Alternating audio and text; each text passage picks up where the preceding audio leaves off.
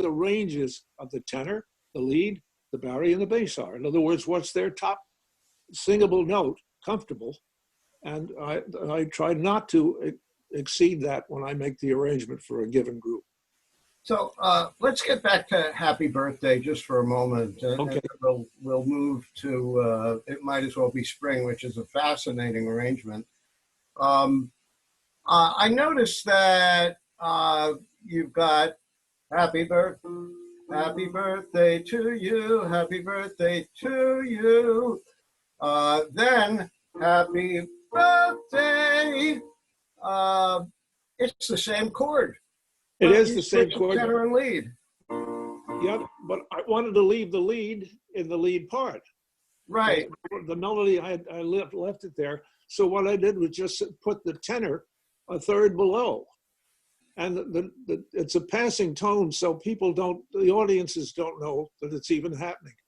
Right. So this is, I don't know if you can see my cursor, but these are the chords that I'm talking about. And then it goes on to... You want me to explain the X, incidentally? Yeah, please. Okay, in that chord where the lead is above the tenor, right, I put an X over the top to let both parts know that the tenor is below the lead.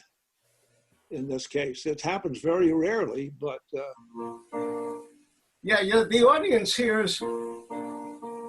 Yep. But actually, it's just playing the tenor and the lead. It's...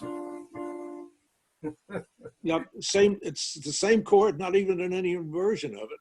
But, right. Yes, it is an inversion. Kind of magic, right? Yep. Birthday, dear Wilbur. Now that's interesting.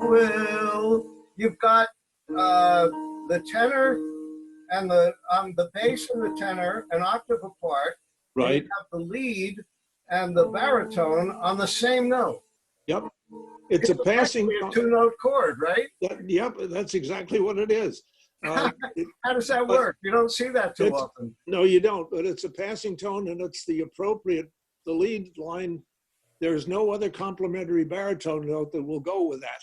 So I just had them share the same note and they're on it and off it before the audience even knows the difference. Right. And I imagine it makes the, singing it makes it easier for the lead. It emphasizes that note. Right.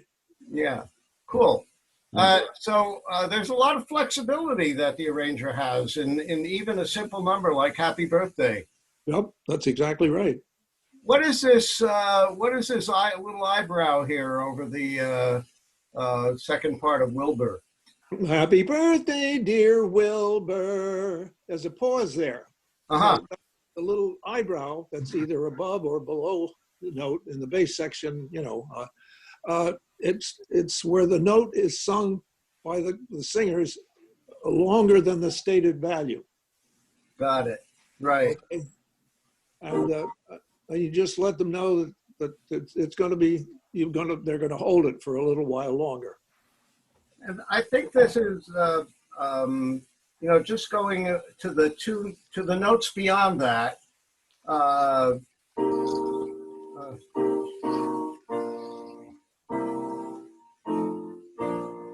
Right. You've got the tenor going half tones all the way. Yep. That is. Well, that tenors are dumb too. So, I just gave the tenors a descending pattern like that because it's easy to sing and people like it and they don't know why they like it, but they do. Yeah, right. It's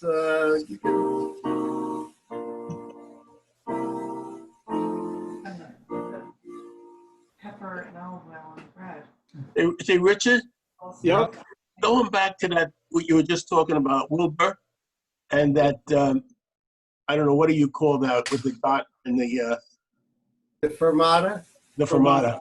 Now, that's known telling as the eyebrow. That fermata is telling you to hold Wilbur. The second note in Wilbur, you hold it a bit longer than the stated value in the music. So how come you wouldn't put like a dot after the note to show that you would hold it longer? if I What's the did, it would difference? lengthen the number of notes in that bar, and I can't do that. Right. Oh, You Aha. understand? That's yeah. called stylism. Good question. Good Yes, answer. it is. Yeah, Yeah. good question. 3/4, you need 2, 3/4. So then you added a tag. Yeah, yeah. You get out and walk. Yeah, While you are old. yeah. I like to have the audience get a little bit more than they expect. So I just stuck that little thing on the end there. I usually try to do that with the tags and our music and stuff like that. Put something in there that makes it ours. Right. And it's interesting that like a lot of arrangements of Happy Birthday are, and then it's which is a barbershop seventh, right? Right. But you did. Yeah. You raised the bass by a half tone. Right. I made an augment out of it because people don't expect it, but it goes with the music. It sure does. Yeah, I've never heard it arranged that way before, and it's wonderful. Yep. Yep. So again, a lot of flexibility. Okay. So let's see. I think you've answered a lot of my questions. I got a quick question, Dick. Sure. Just for my own edification, you're saying you work off the lead line, the lead part first, which you write out. Yes. Do you then go stanza by stanza with all 4 parts, or do you do an entire second part all the way through? So do you then add the bass all the way through because we're smarter, or do you do stanza by stanza? As a cardinal rule, when you arrange any song, the first time you go through the chorus, the first chorus, Right. you do it the way people remember it. You don't do any stylizing or adding anything because people want to hear it. You assume that the audience has never heard the song before, so you want to give them a clue about what it's unembellished. So I do the first chorus of it is straight chording, and then if I want to add any swipes or change the chording at all, I will wait till the second stanza or second chorus of it, and then put all sorts of crazy stuff in it. So you don't do the lead as is and then do the entire bass line for the entire song and then the tenor for the entire song, or you do all 4 parts stanza by stanza when you're making your changes? Well, the first time through, I will do straight chording, in Right. other words, what people expect. Second time through, I will change chords, in other words, invert them and make them the same chord, but I may do a different inversion of it. Or I may do an entirely, as long as the lead line is where it's supposed to be, I will change the chord entirely or the progression entirely. I don't know whether that means anything to you. Well, no, what I was asking, do you change that chord for all 4 parts? Or do you do lead and then do the bass changes all the way through and then go back to the beginning again? No, I do it in 4-part harmony. Okay, you do it stanza by stanza as you go. That's correct. Okay. Second stanza I'm may just be entirely interested. different, but Yeah. Yeah, it's in Do you hear it in your head before you actually put it down on paper? not always. I'll go through it. First time through, it's the stock, the straight arrangement of it. But then the second chorus, I have no idea what I'm going to do until I get there. Mm-hmm. And there's some chords that I cannot explain.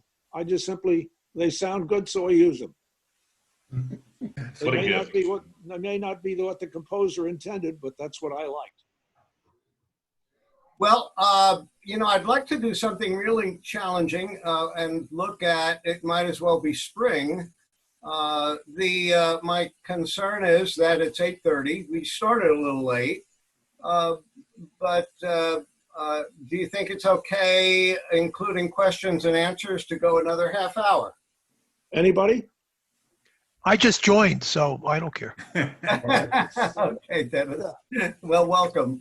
Let's ask if, Well, I've been on a Zoom since 7 o'clock. oh, God.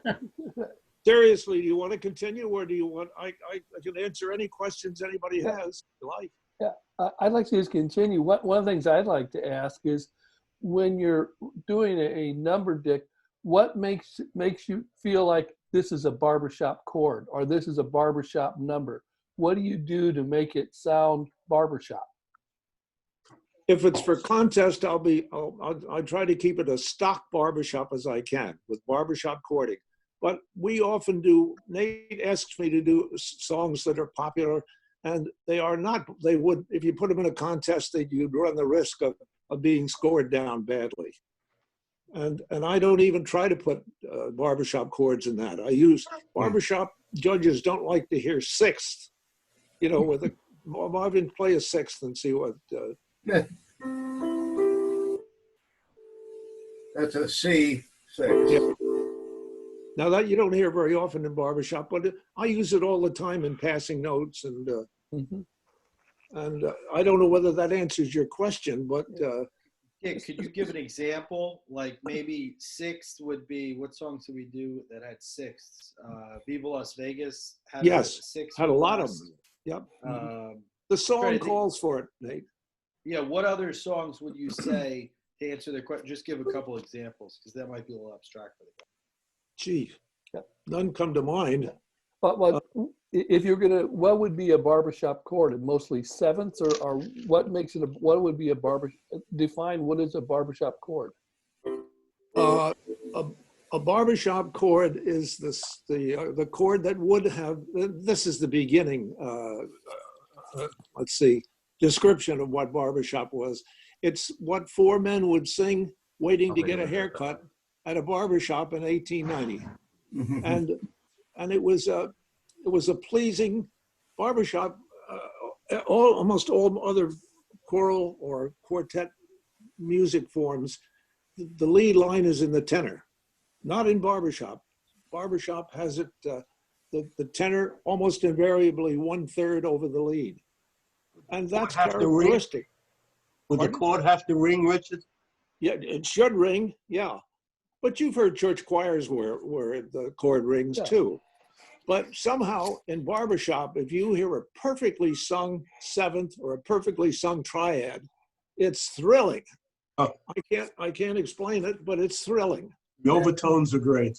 Yep. And it's just wonderful to hear. And if it's a contest piece, I think it's, at one point they had a rule in arranging where you had to have half of the song was done in barbershop sevenths. And they don't adhere to that anymore, but that's generally, you had to hear more sevenths than anything else. And it's still a good idea to have the like in Happy Birthday, Happy Birthday to you. So there are a lot of F7s in there. Yep.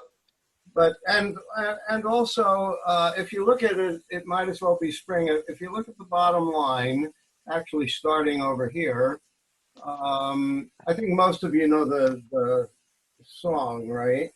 The refrain is, I'm as restless as a willow in a windstorm. I'm as jumpy as a puppet on a string. Right. A string. Dick Haynes. Yes, Dick, from State Fair. That's right. State Fair. Yeah, Rogers and Hammerstein. Right. 1946, as I recall. Before our time. Right. The copyright at the bottom says 1946. And it's an interesting verse. The winds of change have left me feeling strange, and I know it's not the merry